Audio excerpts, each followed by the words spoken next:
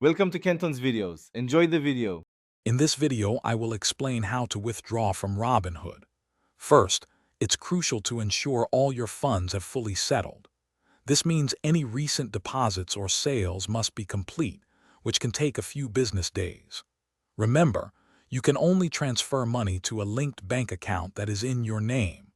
Always double-check that your bank account details are current and accurate to avoid any delays or issues with your withdrawal request. This initial check saves a lot of potential hassle.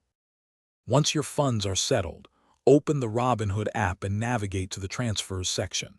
From there, you'll see an option to withdraw funds. Tap on this and then select the specific linked bank account where you want the money to go. Carefully enter the precise amount you wish to withdraw. It's important to be accurate here, as you cannot withdraw more than your available settled cash. Confirming these details ensures your request is processed correctly. Understanding the limits and timing is key. Generally, Robinhood allows withdrawals of up to $50,000 per business day. If you need to withdraw more, you'll need to make multiple requests over several days.